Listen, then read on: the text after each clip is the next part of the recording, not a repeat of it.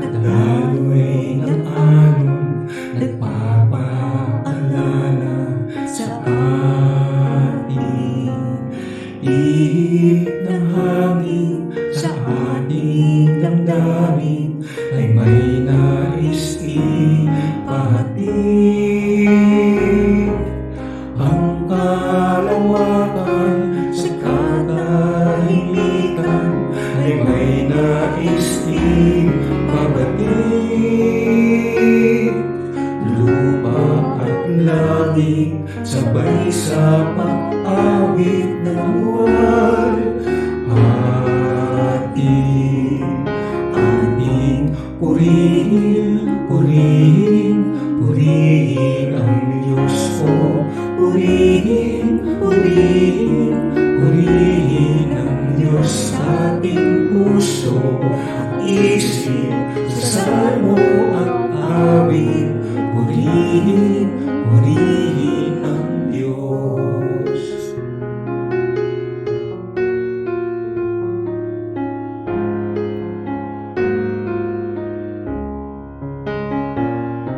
Sikat ng araw tila pumupukaw sa atin upang manalangin, upang ang ating sarili limutin at si Jesus dakilain, upang sa diwa at katotohanan ang Diyos ay ating sabayin.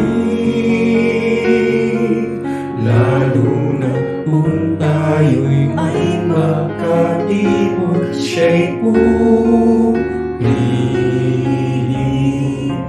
Ating purihin, purihin, purihin ang Diyos ko. Purihin, purihin, purihin ang Diyos sa ating puso at isip, sa salmo at awit. Purihin, purihin ang Diyos.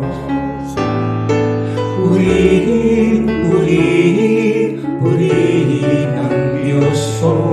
Purihin, purihin, purihin ang Diyos sa ating puso at isip, sa salmo at awit. Purihin, purihin ang Diyos. Purihin, purihin ang Diyos.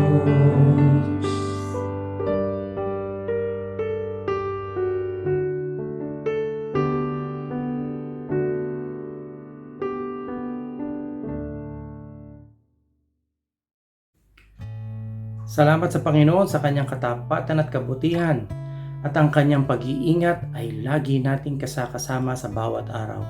Kaya naman karapat-dapat na purihin at sambahin ang ating Diyos sa araw na ito. Aming Ama, sa pangalan ng aming Panginoong Hesus, kami nagpapasalamat sa inyo ng lubusan dahil sa inyong kabutihan sa amin, O Diyos. Sa loob ng isang buong linggo ay kayo'y nagbigay sa amin ang lahat ng aming mga pangangailangan at kailanman ay hindi nyo kami pinagkukulang. Gayun din po naman ang inyong gabay at pag-iingat sa amin sa tuwi-tuwi na ay laging naririyan. Sa aming pananambahan ngayong araw na ito, Panginoon, kami lumalapit sa inyo at nagpapasiyasat. Ipagpatawad nawa ninyo ang aming mga pagkukulang at aming mga pagkakasala. Gawin kaming karapat-dapat na lumapit sa inyo at tumanggap ng isang mabuting bagay mula sa inyong salita, mula sa inyong mensahe para sa amin, sa kagalingan ng aming katawan, kagalingan ng aming mga espiritu. Naririto kami, Panginoon, narito ang aming mga handog, tanggapin nawa ninyo, ito ang aming karampatang pagsamba para sa inyo. Samahan po ninyo ang bawat isa na nakikinig at nanonood ng pagdiriwang na ito. Kayo ang magpala sa bawat isa at tugunin ang bawat pangangailangan ng inyong mga anak. Batid namin na alam ninyo ang lahat ng mga bagay na ito, kaya naman amin itong itinataas sa inyong paanan. Kayo, O Diyos, ang aming pinapupurihan. Kayo ang aming ipinagdiriwang. Maraming salamat po Panginoon. Ito po ang aming panalangin na may pagtitiwala na inyong dinidinig sa pangalan ng Panginoong Yesus. Mga awit 72. Isang mabuting bagay ang magpasalamat sa Panginoon at umawit ng mga pagpuri sa iyong pangalan o kataas-taasan upang magpakilala ng inyong kagandahang loob sa umaga at ng inyong pagtatapat gabi-gabi. Purihin ang Diyos. Pasasalamat ang hatid at sa puso'y nagagalak na umawit ng papuri, pagsamba at pagluwalhati. Daigon ang Ginoo!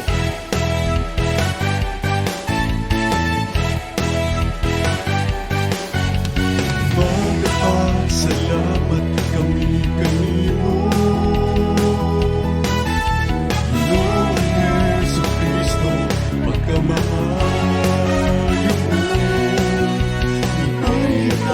Ni kalimutan, aron kami may kaliwasan, alayan ka na pasinundan. Pilit mo't pabayran ang kaayo mo, pilit kahimugan ang kaanyag mo. Ginoong Diyos, lamig naman labog sa tanan, angayan ka pa salamatan. Dawatan ang among mga pagdayeg, umahimaya ka, umahimaya ka, umahimaya ka sa pagsimba.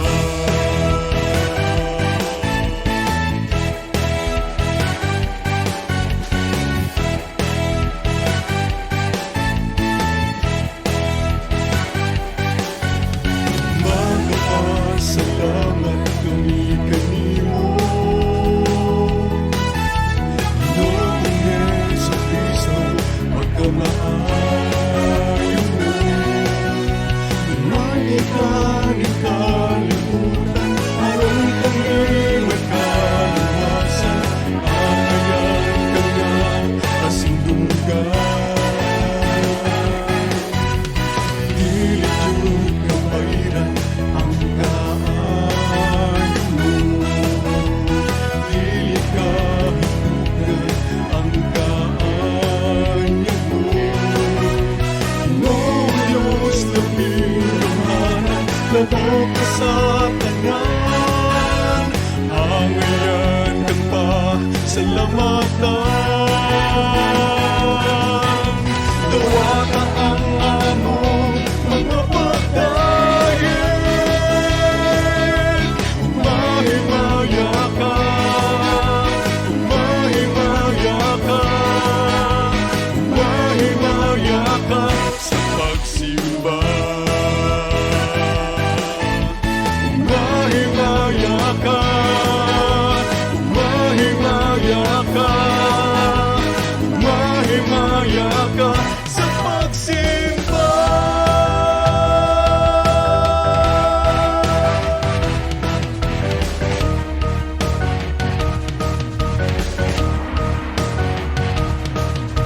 Isang awit, isang tinig sa isang Panginoon, isang lipi, isang bisig sa habang panahon. Kay Jesus, lahat tayo'y nauugat, kahit saan pa magsanga, kahit saan man lupa. Kay Jesus, mapag-iisa tayong lahat.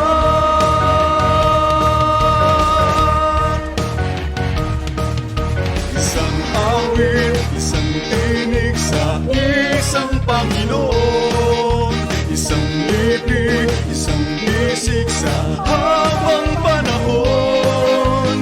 Kay Jesus, lahat tayo'y nauugat, kahit saan pa magsanga, kahit saan man lupa. Kay Jesus, mapag-iisa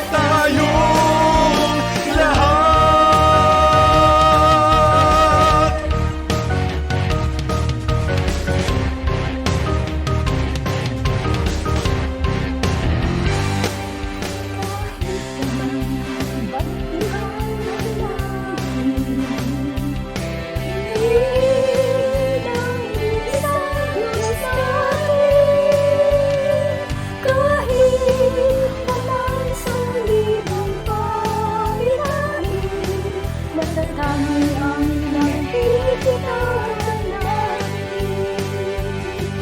Kahit paman sa sari-saring awit, pinapupurihan lang ay isang langit. Kahit paman sa bilang ng salita, sa isang Diyos sumasamba. Halina sa banal niyang tahanan, may isang dalangin, pagsama sa Diyos natin. May isang awitin, si Kristo'y purihin. Isang awit, isang tinig sa isang Panginoon, isang lipi, isang bisig sa habang panahon. Kay Jesus, lahat tayo'y nauugat. Kahit saan pa magsanga, kahit saan mang lupa, kay Jesus mapag-iisa tayong lahat.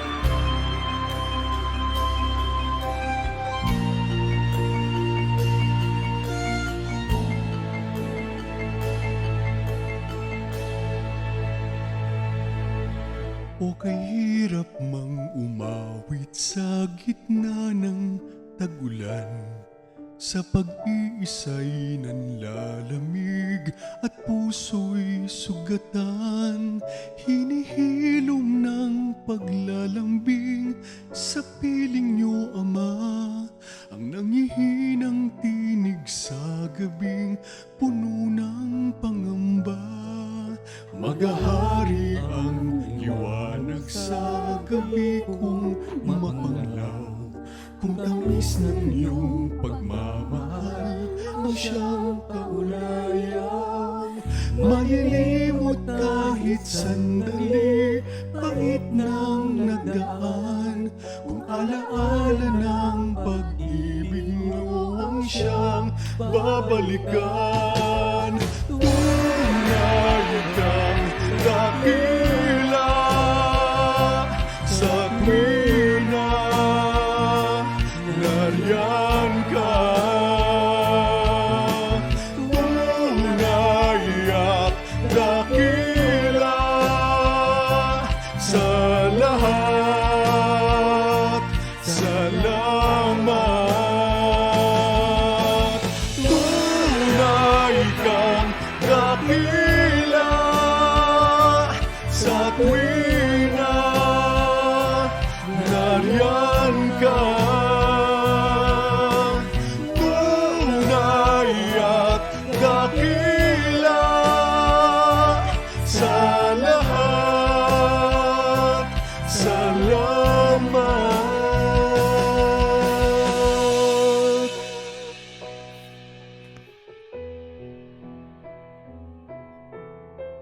Ito ang aming dalangin sa pangalan ni Jesus.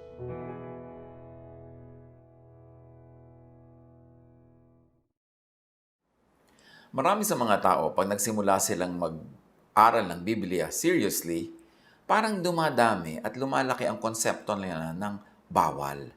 Puro, bawal ba yan? Bawal ito? Bawal yan? Dumadami ang bawal habang nag-aaral ng Biblia. Ito ba dapat ang maging bunga ng pag-aaral ng Biblia or freedom in Jesus? Ang pag-aaral natin ngayon, pinamagatan nating eat, kumain ka. Acts 10, ang ating pag-aaralan, napakagandang kwento.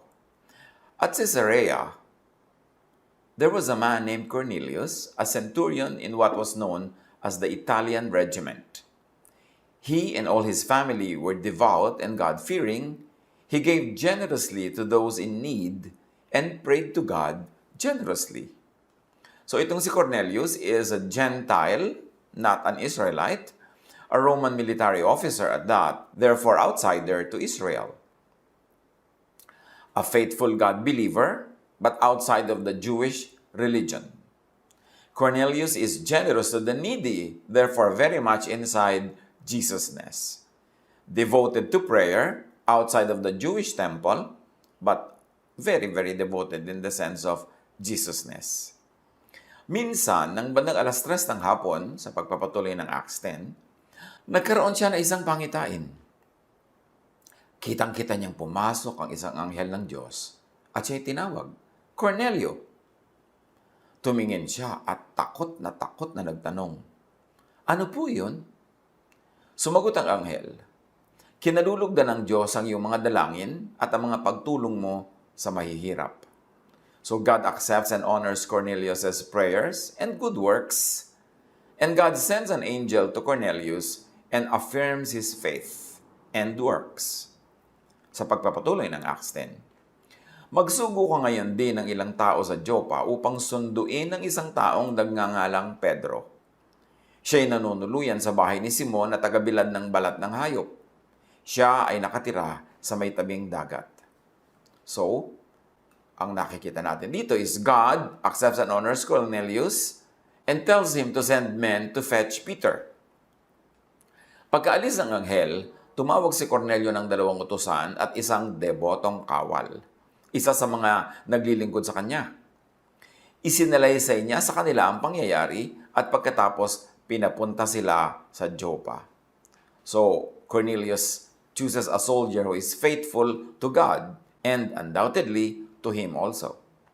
Kinabukasan, samantalang naglalakbay at malapit na sa Joppa ang mga inutusan ni Cornelio, si Pedro na may umakyat sa bubungan upang manalangin. Ang mga bubungan nun ay pwedeng tulugan, pwedeng puntahan, pwedeng pagpahingahan kasi flat ang mga roof. Bandang tanghali na noon, siya'y nagutom at gusto na niyang kumain. Ngunit habang naghihintay siyang maihanda ang pagkain, nagkaroon siya ng isang pangitain. So, una si Cornelius ang nagkaroon ng pangitain, ngayon naman si Pedro. There was hunger and there was the issue of food. Nabuksan ang langit sa pangitain at nakita niyang ibinababa sa lupa ang isang parang malaking kumot na nakabitin sa 4 na sulok. So para itong parachute in reverse. Bumababa yung kumot, nakabitin sa 4 na sulok.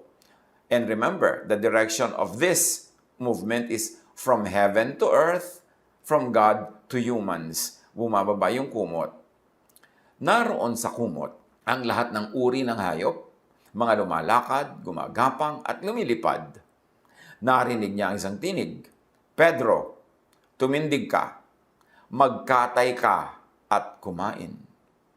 So itong mga hayop na nakalagay doon sa parang malaking kumot ay sari-sari. Marami doon mga bawal kainin ng mga Hudyo.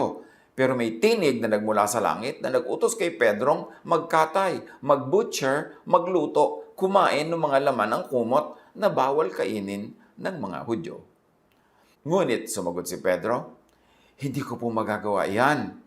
Panginoon, kailan may hindi ako kumakain ng anumang marumi? Muli niyang narinig ang tinig, huwag mong ituring na marumi ang nilinis na ng Diyos. So all kinds of unclean animals by the Jewish law were there. They were unclean animals that the Jewish law forbids to be eaten. Eat them all, ang sabi sa kanya ng tinig na galing sa langit. No way, sabi ni Pedro, bawal. At sabi ng tinig, don't contradict God. Don't demonize what God had sainted. Huwag mo sabihing marumi ang nilinis na ng Diyos. 3 ulit na nangyari ito. At pagkatapos ay kaagad na iniakyat sa langit ang kumot na yon. So 3 times it happened to be clear beyond doubt na ang mensahe ng Diyos kay Pedro, kainin mo ang mga ipinagbabawal na mga batas sa mga Hudyo na kainin. Hindi yan marumi, nilinis na yan ng Diyos, huwag mong sabihing marumi, huwag mong ituring na marumi. Habang pinag-iisipan ni Pedro kung ano ang kahulugan ng pangitaing yon, dumating naman sa lungsod ang mga isinugo ni Cornelio. Ipinagtanong nila ang bahay ni Simon at pagdating doon ay tumawag sila sa may pintuan. Itinanong nila kung doon nga nanunuluyan si Pedro.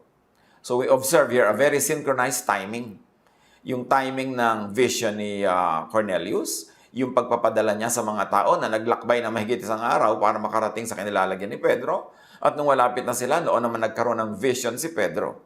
Kaya very, very well timed.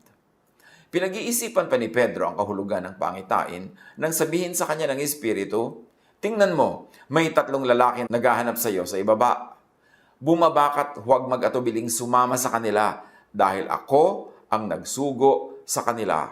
The same voice from heaven tells Peter, "Andyan na, may sumusundo sa iyo. Ako ang nagpadala dyan, sumama ka without doubt. Go with the men." Nanaog nga si Pedro at sinabi sa mga tao, "Ako ang hinahanap ninyo. Ano ang maipaglilingkod ko sa inyo?" Sumagot ang mga lalaki, "Kami pinapunta dito ni Kapitan Cornelio. Siya'y isang mabuting tao, may takot sa Diyos, at iginagalang ng mga Hudyo. Sinabi sa kanya ng isang anghel na ipasundo kayo at pakinggan ang sasabihin ninyo." So obviously, God wants Cornelius to hear and learn from Peter, to add clear teachings to Cornelius' already blossoming faith. Pinatuloy sila ni Pedro at doon pinatulog ng gabing iyon. Now we see Peter breaks Jewish social distancing law. Kasi ang mga Jew ang nauna sa social distancing. Noon pa man, bawal sa kanilang lumapit sa mga taong hindi nila kalahi at kapanalig. Hindi sila pumupunta sa bahay ng mga yon at hindi nila pinapatuloy sa bahay nila ang mga Gentiles. But Peter now breaks that law, social distancing. Pinatuloy niya sa kanyang tinutuluyang bahay yung mga non-Jews, yung mga sugo ni Cornelius, yung lalo na yung Roman soldier. At sinabi pa niya, dito na kaya kami matulog ngayong gabi. But he did that only after the super clear vision and correction from God na wala nang ganung marumi, nilinis ng Diyos at huwag nang tatawagin ni Peter na marumi ang mga bagay na may kinalaman sa kinoconsider ng Jewish law na unclean at dapat ay iwasan. Kinabukasan, siya'y sumama sa kanila. Gayon din ang ilang kapatid na taga-Joppa. Nang sumunod na araw, dumating sila sa Caesarea. Doon naghihintay na sa kanila si Cornelio, pati ang mga kamag-anak at kaibigan na kanyang inanyayahan. So Cornelius organized a sambahay. Pinatawag niya ang kanyang mga kamag-anak, kaibigan sa kanyang bahay para makinig ng ituturo ni Pedro na kanyang ipinasundo ayon sa sinabi sa kanya ng tinig na mula sa Diyos. Sinalubong ni Cornelio si Pedro, nagpatira pa sa harap nito at sinamba. Ngunit sinabi ni Pedro, "Tumayo kayo. Ako'y tao ring tulad ninyo." So we see here humility. And we also see that Cornelius really lacks knowledge. He needs clear instruction. Kasi yes, godly siya. Yes, mabait siya. Yes, naniniwala siya sa Diyos. Pero hindi pa niya nalalaman kung sino ang dapat luhuran at hindi. Kaya lumuhod siya at sumamba kay Pedro. So, we see here that he was willing to receive instruction. And Peter teaches him brotherhood before God. Na sinasabi ni Pedro, kahit ako si Pedro, disipulo ni Jesus, Hudyo, ikaw ay isang Gentile, hindi ka disciple ni Jesus, pero pare-pareho lang tayong magkakapatid sa harap ng Diyos. Huwag mo akong luhuran, pareho lang tayong tao. Patuloy silang nag-uusap habang pumapasok sa bahay at nakita ni Pedro na maraming taong natitipon doon. Indeed, there was a sambahay. Sinabi niya, "Alam naman ninyo na bawal sa isang Hudyo ang makihalubilo o dumalaw sa isang hindi Hudyo. Subalit ipinakita sa akin ng Diyos na wala akong dapat ituring na marumi at di karapat-dapat pakitunguhan. Kaya't nang ipasundo ninyo ako, hindi ako nag-atubiling sumama. Nais kong malaman kung bakit ninyo ako ipinasundo." Ang linaw ng effect kay Pedro nung vision. Dati ayaw niyang kainin yung mga hayop na unclean, pero sabi ng voice, "Don't call unclean what I call clean." At ngayon, Ang ginawa ni Pedro, yung mga Gentiles na hindi niya dapat papasukin sa bahay na tinutuloy niya, pinapasok din niya. At ngayon, pumasok naman siya sa bahay ni Cornelius na isang Gentile. At sabi niya, alam niyo naman, bawal sa aming mga Hudyong makihalubilo sa inyo o dumalaw sa inyong mga tahanan, pero malinaw na ipakita sa akin ng Diyos na wala nang dapat ituring na marumi at wala nang dapat ituring na hindi karapat dapat pakitunguhan. Kaya nang ipinasundo niyo ako, hindi ako nag-autobili. Eto na nga ako, dumating ako agad-agad. Tapos ngayon, ang dami na naman mga Christians, ang dami na naman bawal, ang daming hindi papakitunguhan, ang daming lalayuan, ang daming hihiwalayan. Para namang hindi nangyari si Kristo, parang hindi nangyari yung mga vision ni Peter, at parang hindi nangyari ang mga turo ni Paul. Balik sa Jewism yung iba. But here, God shows that no food or person should be labeled impure or unclean or judged by Jewish law. Ang linaw ng mensahe ng Diyos through Jesus and now through Peter na dapat hindi na husgahan ang mga tao, ang mga bagay-bagay according to the Jewish laws. Now, Peter understands that Jewish law is mostly canceled and voided by God and not to be applied anymore para magkaroon ng division, yung unclean at clean, yung Jew at Gentile. At remember, si Jesus mismo sa Matthew 5:17, sabi niya, "Do not think that I have come to abolish the law or the prophets. I have come to abolish them, but to fulfill them." Yan ang ipinambabato naman ng iba ng mga maka-Jewish law na naman. Sasabihin nila, sabi ni Jesus, dumating siya para tuparin, hindi para tanggalin ang Jewish law. But the fulfillment of Jesus of the Jewish law is not the usual traditional legalistic method. Not the usual divisive, self-righteous, and even unkind way. The fulfillment of Jesus of the Jewish law is the Jesus way, not the usual Mosaic, Pharisaic way. Magkaiba. Habang sinabi ni Jesus na, yes, dumating ako para tuparin at hindi tanggalin ang mga kautusan, at sabi pa nga niya sa ibang mga pagtuturo niya, ni kaprasong kudlit, hindi mawawala hanggang matupad ang lahat. Pero ang pagtupad niya, hindi katulad sa pagtupad na ginagawa ng mga Hudyo. Jesus' fulfillment of the law is done the loving, accepting, and inclusive way. Not the unloving, not the rejecting, not the exclusive way of the Pharisees. Yes, Jesus came to fulfill the law, but the method of that fulfillment is not the same as the method of the Pharisees. Kasi, kung pareho lang naman ang method, hindi naman niya iibahin yung method ng Pharisees, ba't pa siya dumating? Redundant lang. Dumating siya para ibahin yun. Hindi na iba yung essence of the law, which should be loving, pero naiba sa implementation niya ng mga Hudyo, naging unloving, kaya ibinabalik ni Jesus sa kanyang original essence, loving. At ang na-reject, ang na-cancel, is not the essence of the law, but the letter, the unloving letter of the law, and the unloving implementation by the Jews of that law. Na nakakapagtaka, maraming Christians ngayon, kinokopya pa nila yung unloving, yung legalistic letter and implementation by the Jews, not the loving implementation of Jesus. And we should note, sabi ni Jesus, Matthew 7:12, "So in everything, do to others what you would have them do to you, for this sums up the law and the prophets." So kay Jesus, ang tunay na kahulugan ng law and the prophets is to be good and kind to one another. But if you're going to implement the laws of the Jews in an unloving and kind way, that is not the fulfillment of the law by Jesus. That is the fulfillment of the law by the teachers of the law and the Pharisees, which Jesus changed. So Jesus canceled the method of the implementation of the law. But He kept the spirit of the law, which the original law is really for love. At nawala yun sa tradisyon ng mga Jews, naging legalistic, naging unloving, naging unkind, babatuhin ka hanggang mamatay ka, nasa ng love doon. Kaya yung babaeng naahuli nila sa akto ng pagkakasala, hindi ipinabato ni Jesus. So, was Jesus a lawbreaker or an implementer of the law? Natural implementer. And His implementation is, He implemented the loving aspect of the law, the accepting, the forgiving aspect of the law, not the stoning to death aspect of the law.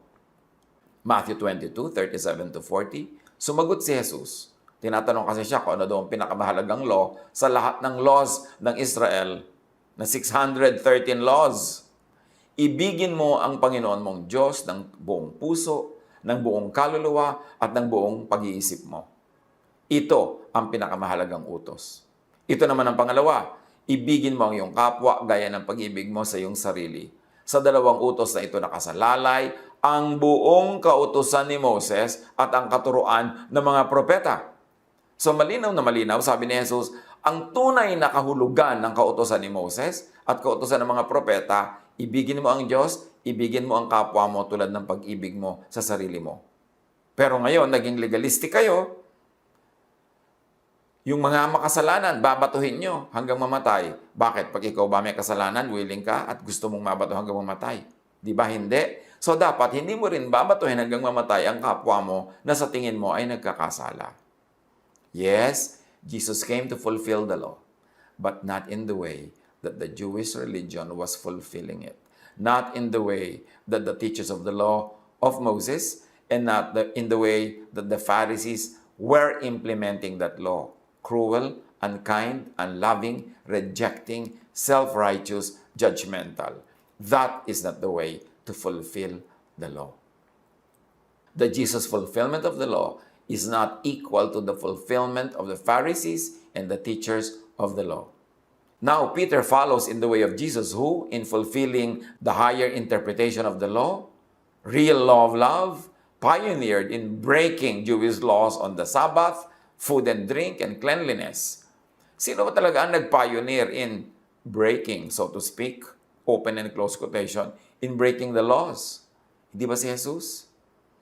Kung literal ang sinasabi ni Jesus that I came to fulfill the law, bakit binrake niya yung law of the Sabbath? Ang dami niyang miracle sa Sabbath.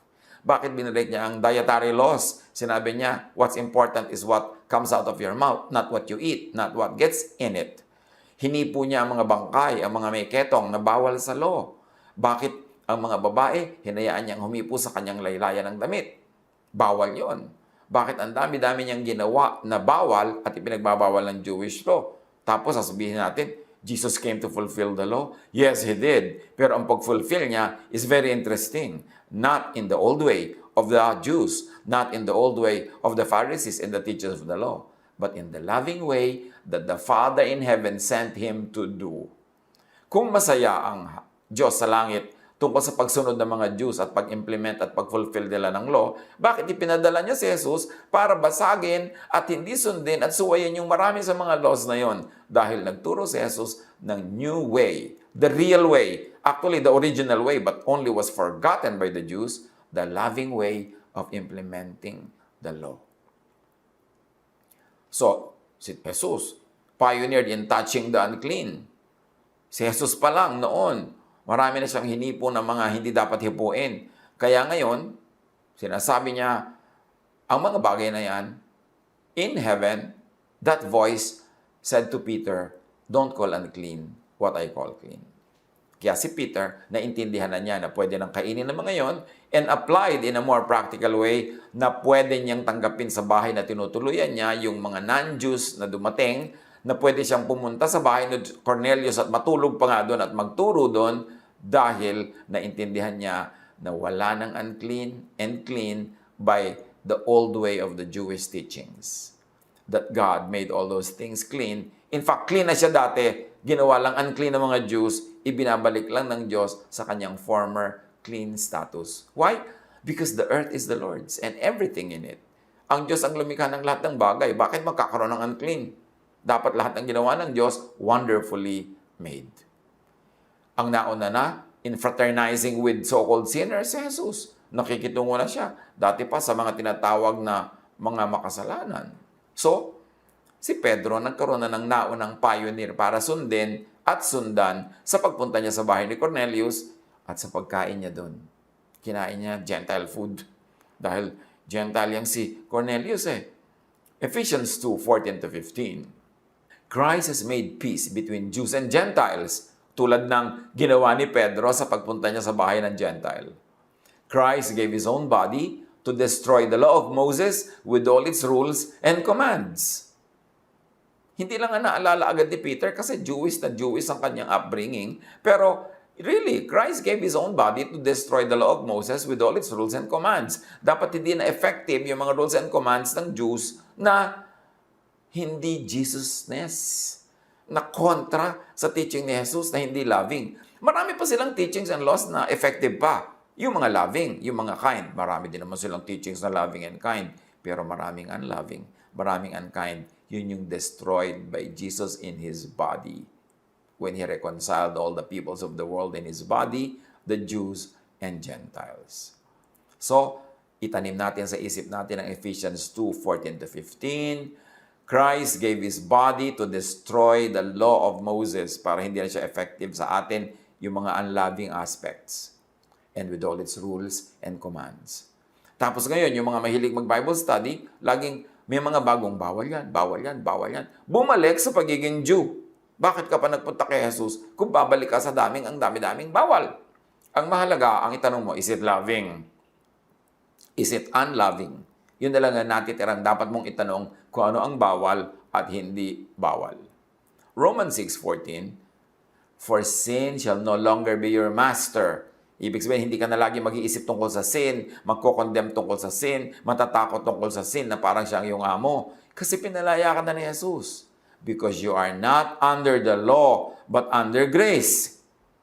If you are not under the law, hindi ka na dapat tanong ng tanong, bawal, bawal, bawal. At hindi ka na dapat turo ng turo, bawal, bawal, bawal. At hindi ka saway ng saway sa mga tao ng bawal, bawal, bawal. Because you are not under the law, but under grace. At sabi ng John 8:32, you will know the truth, and the truth will set you free. So yung mga nag-aaral ng Bible, yung mga napahilig sa pag-aaral ng Bible, naging free ba talaga tayo o lalo lang tayong nakulong? Lalong dumami ang tali, lalong dumami ang rehas at bakod, at lalong dumami ang bawal sa buhay. Dapat natin pag-aralan yan. Kasi maraming nadadaya, lumalapit daw kay Jesus, pero nagpapatali kay Moses. John 14:6, sabi ni Jesus, I am the way and the truth and the life. Hindi sila, hindi iba. I am. John 8:36, so if the Son sets you free, you will be free indeed. So in this story, Peter was set free by God from all the laws of the Jews that made him call foods and people and other things clean or unclean. That taught him to be judgmental, to separate from others, pero yan ay sinira na ni Jesus, meron ng kalayaan, at pwede ka nang pumunta sa bahay ni Cornelius, kumain doon, matulog doon, makipag-fellowship doon, hindi makipaghiwalay at lumayo at manghusga. So sa pagpapatuloy ng kwento sa bahay ni Cornelius, sumagot si Cornelio. Kasi tinanong siya ni Pedro, bakit mo ba ako ipinatawag? May 4 na araw na ngayon nang nakalipas. So you see, 1 day to travel to where Peter was, and then another day to go back, and then of course yung araw na namagitan between coming and going, 4 days. May 4 na araw na ngayon ang nakalipas, bandang 3:00 ng hapon, habang ako'y nananalangin dito sa aking bahay, biglang tumayo sa harap ko ang isang lalaking nakasisilaw ang kasuotan. So you see, kung manalangin si Cornelio, parang yung sabi ni Jesus, go into your room, close the door, and pray to your Father in private. At sa pananalangin na yon ni Cornelius ng private, hindi sa temple, hindi sa public place, nagpakita sa kanya ng kabutihan ng Diyos, nagkaroon siya ng vision, kinausap siya. Sinabi niya, Cornelio, dininig ng Diyos ang iyong mga panalangin at kinalulugdan niya ang pagtulong mo sa mahihirap. Ipasundo mo sa Jopa si Simon Pedro. Nanunuluyan siya sa bahay ni Simon. Simon din, huwag kayong malilito, dalawa na yung Simon, na tagapagbilad ng balat ng hayop. Siya ay nakatira sa tabing dagat. Kaya't kaagad ako nagsugo sa inyo ng ilang tao, at salamat naman, at kayo'y pumarito. Ngayon, ay nagtitipon kami sa harap ng Diyos upang makinig sa anumang ipapasabi ng Panginoon. So nananalangin si Cornelius, nagkaroon siya ng vision, sabi ng Diyos, sabi ng anghel na isinugo ng Diyos, or sabi ng angel of the Lord, natutuwa sa iyo ang Diyos, dinidinig yung mga panalangin, natutuwa siya sa pagtulong mo sa mahihirap. Ipasundo mo si Pedro, eto ang address.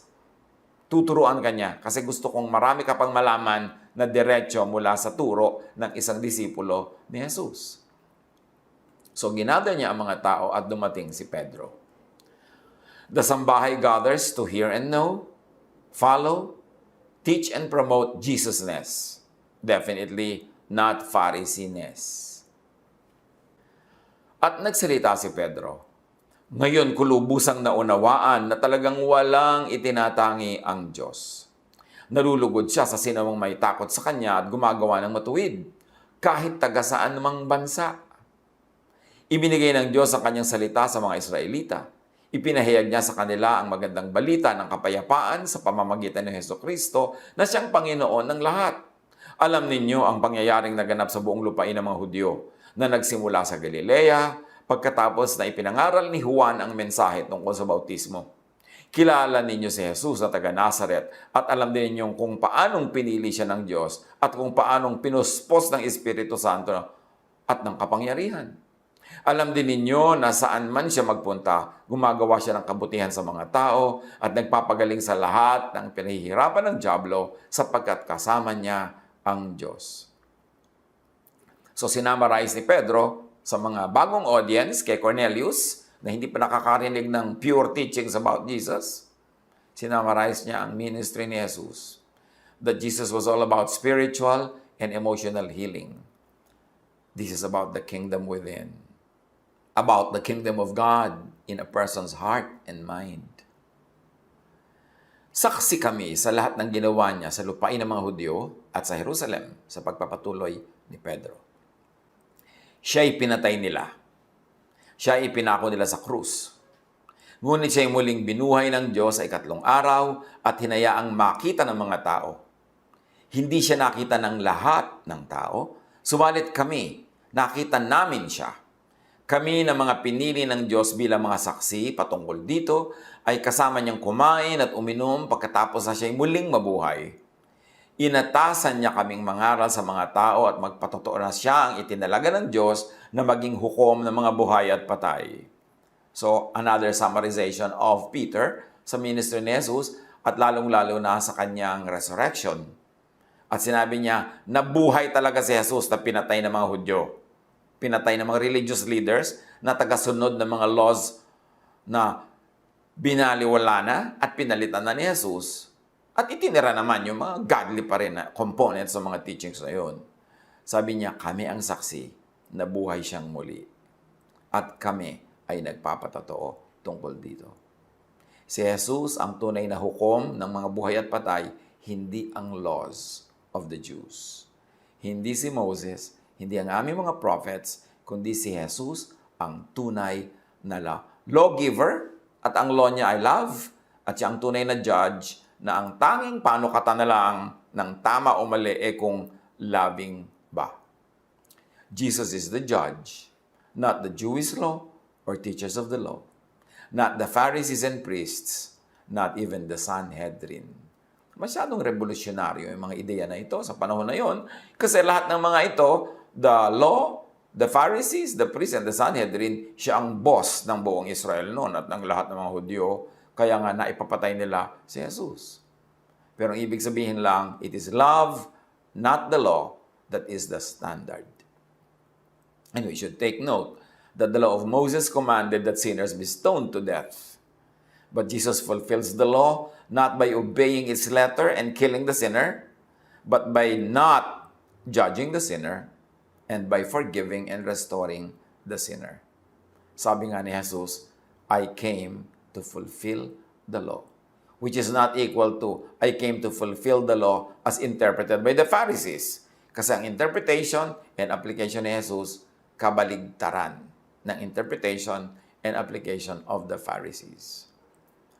All the prophets testify about him that everyone who believes in him receives forgiveness of sins through his name, sa pagpapatuloy ng narrative ng Acts chapter 10. At siyempre, kasama sa all na yon, si Cornelius and his household. Nagsasalita pa si Pedro nang bumaba ang Espiritu Santo sa lahat ng nakikinig, katulad ng nangyari sa Pentecost. Namangha ang mga mananampalatayang Hudyo na kasama ni Pedro, sapagkat ang Espiritu Santo ay ipinagkaloob din sa mga Hentil, tulad ng pagkakaloob sa mga Hudyong naging mananampalataya ni Jesus noong Day of Pentecost.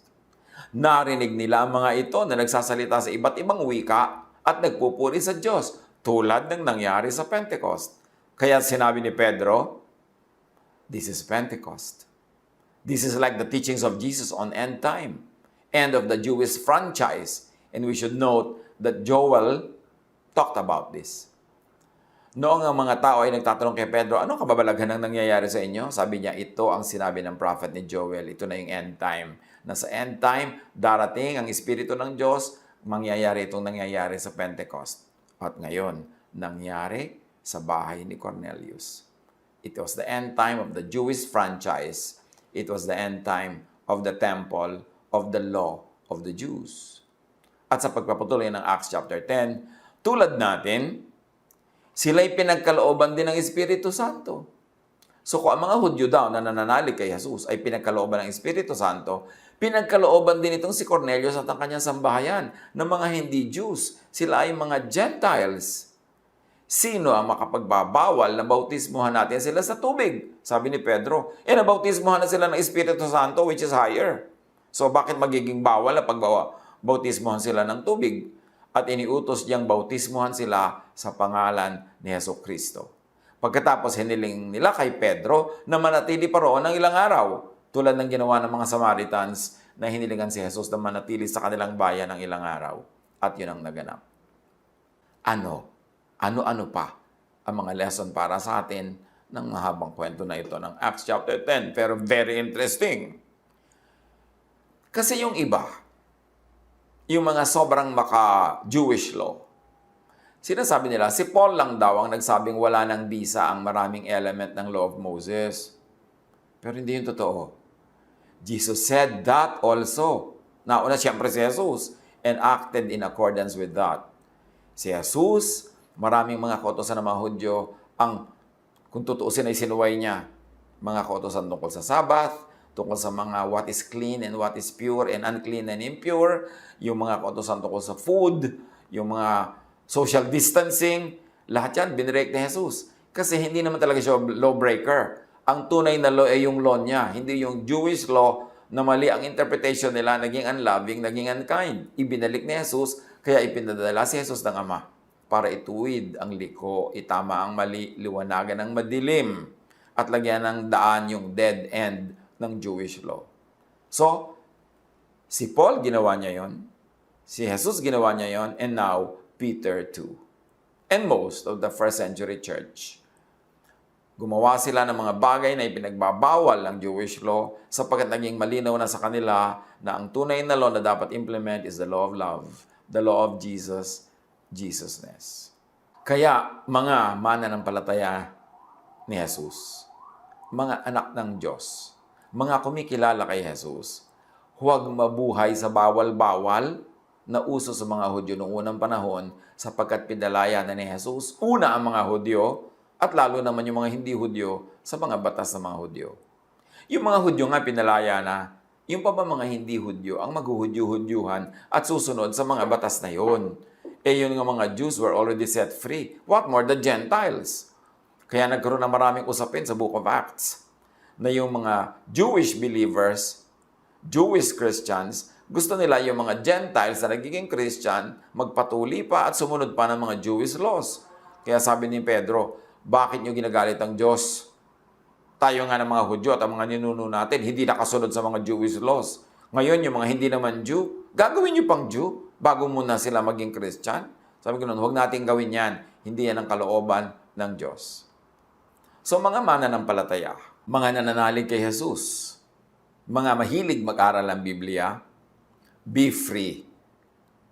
In other words, sa kwento natin, ang sinabi ng tinig mula sa langit kay Peter, eat.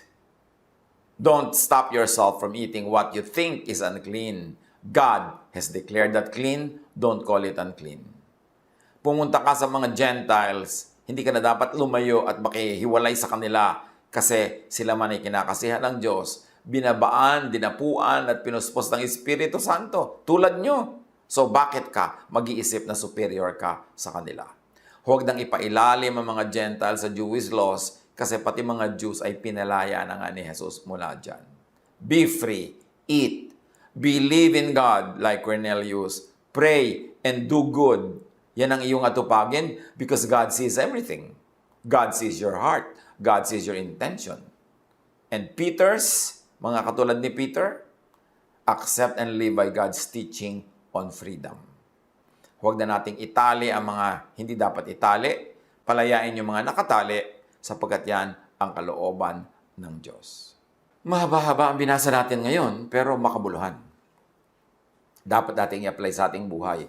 Kasi talamak na talamak sa marami ngayong mga Kristiyano, sa maraming nag-aaral ng Biblia, na pinalaya na nga ni Jesus pero ang nagiging bunga sa kanila ng pag-aaral ng Biblia, pagdalo sa mga kung ano-anong mga grupo at pagsapi sa kung ano-anong mga grupo, ang nagiging bunga, itinatali lang sila muli sa laws of Moses. Itinatali silang muli sa mga pag-iisip na may mga bawal, may clean, merong unclean, merong dapat hiwalayan, merong dapat itakwil. Sinira na lahat yan ni Jesus. Igalang natin si Jesus. Pahalagahan natin ang kanyang pagtuturo, ang kanyang buhay, kamatayan at pagkabuhay na muli. Huwag nating ibalik sa Jewish laws ang mga binayaran na ni Jesus ng kanyang sariling dugo, ipinagbayad para lumaya.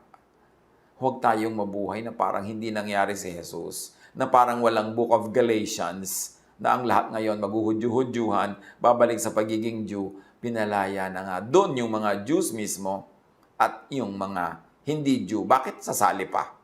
Bakit gagaya pa at kokopya? Maraming good teachings ang Jewish religion. Ang Jewish law, marami ring very godly components. Pero may mga ungodly, unkind, unloving, salain yon sa Jesus filter.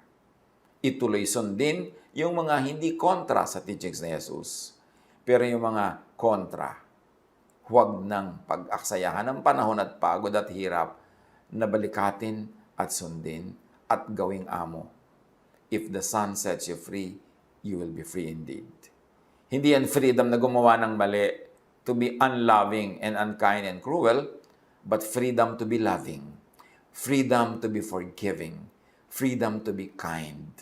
Kasi pag sinunod mo lahat yung Jewish law, mauobliga ka maging unkind, maging unloving ka in many ways. Kaya yung freedom na ibinibigay ni Jesus is also freedom from the law, freedom from the burden of having to obey and implement the law, even if it forces you to be unkind and unloving. So be kind to others. Be kind to yourself. Know the freedom that Jesus gives you. Value it. Teach it. Live by it. And enjoy it. Pag-isip-isipan. I-apply sa bawat aspeto ng buhay para maramdaman natin ng buong buo kung anong ibig sabihin na pinalaya tayo ni Jesus. It is for freedom that Christ has set you free. Do not be burdened again by slavery. Do not be a slave again of the law. At huwag na tayo magpahirap pa sa buhay ng kapwa. Ang dali natin ay kapayapaan, katahimikan, pagpapatawad, pagtanggap, at pagmamahal. Doon lang tayo magkakaroon ng tunay na rest na gustong ibigay sa atin ng Diyos through Jesus. God bless us all.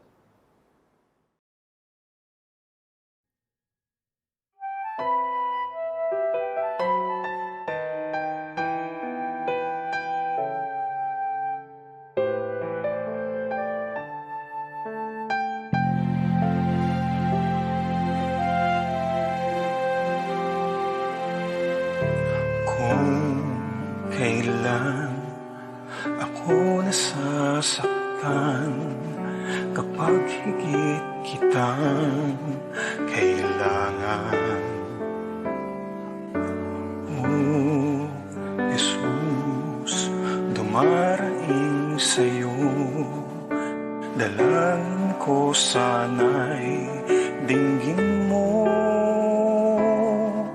Panalangin ko sa Diyos, buhay ko ay pagpalain at maging maibay kahit na anong bigat ng suliranin ko sa bawat araw. Sana'y naroon ikaw.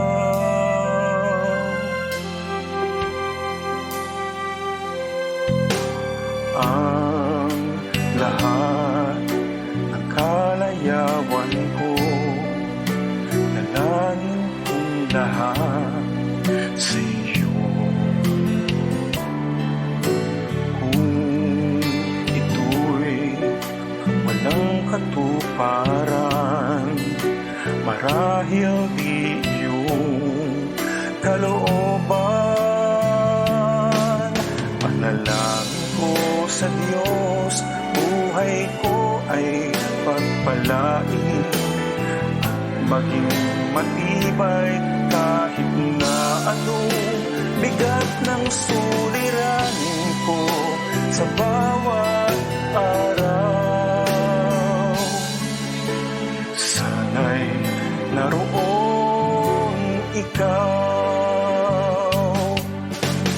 Bakit kung kailan ang puso ay nasasaktan, doon lamang kita tinatawagan? Ngunit kung ang buhay ay payapat kay sigla, para bang nalilimutan ka? Manalangin ko sa Diyos, buhay ko ay pagpalain at maging matibay kahit na anong bigat ng suliranin ko sa bawat araw. Sana'y naroon ikaw. Sana'y naroon ikaw.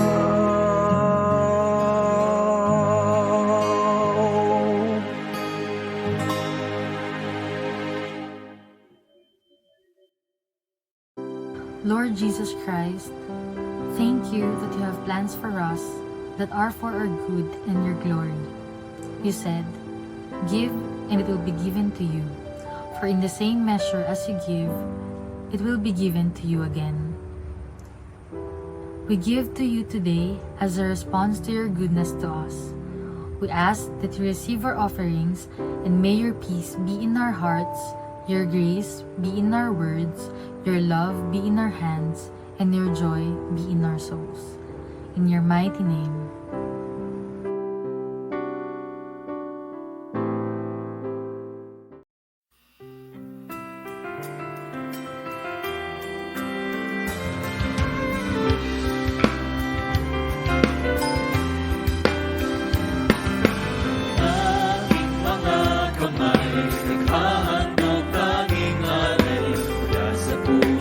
Ko'y tigil sa salamat na hatid upang salita niyo ay palaganapin, mapalawak ang makalangit na gawain.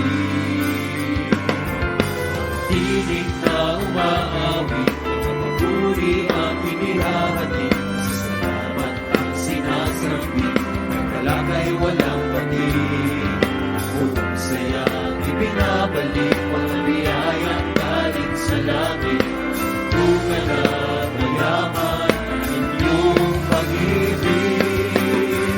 Ang aming alay, O Diyos, ay tanggapin.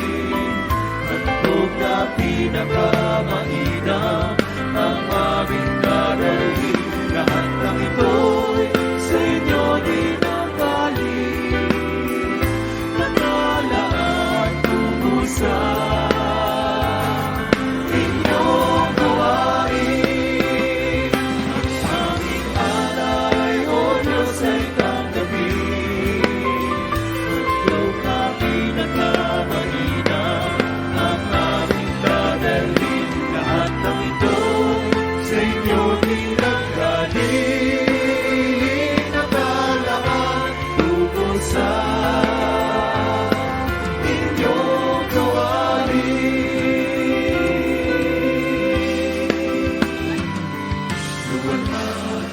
sa Diyos na ay likha sa aming mundo.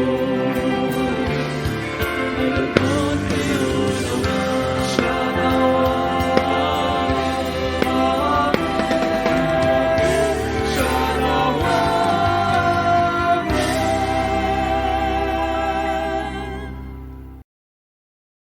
Panginoon, nagpapasalamat po kami sa pangalan ni Jesus sa 22 taon na itinaguyod ninyo ang kapatiran ng Day by Day Metro East. Nagbubunyay ang aming puso, ang aming isip, ang aming kaluluwa, sapagkat patuloy din nyo kaming binibigyan ng pagkakataon na kami ay sumamba sa Espiritu at katotohanan. Amin pong panalangin na patuloy ninyong buksan ang aming isipan upang masumpungan namin ang hiwaga ng inyong mga salita na makapagbibigay sa amin ng kaliwanagan,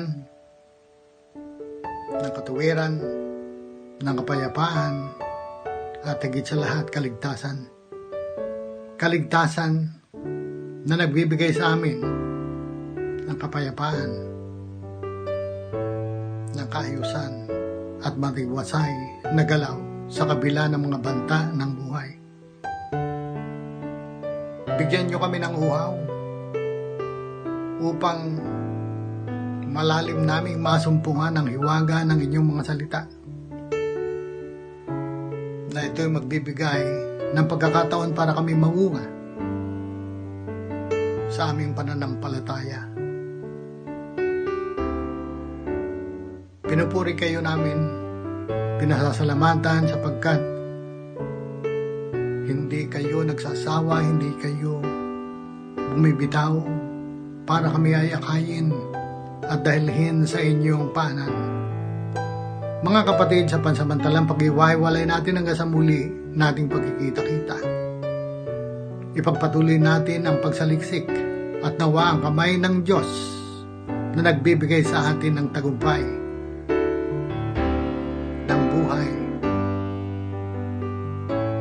Ang siyang maging sandigan ng bawat isa sa atin. Pagpalain tayo ng bawat isa ng ating Panginoon. Sumainyo ang pagpapala, sumainyo ang katuwiran, sumainyo ang kasiyahan, sumainyo ang kapayapaan sa pangalan ng Ama, ng Anak, at ng Espiritu Santo.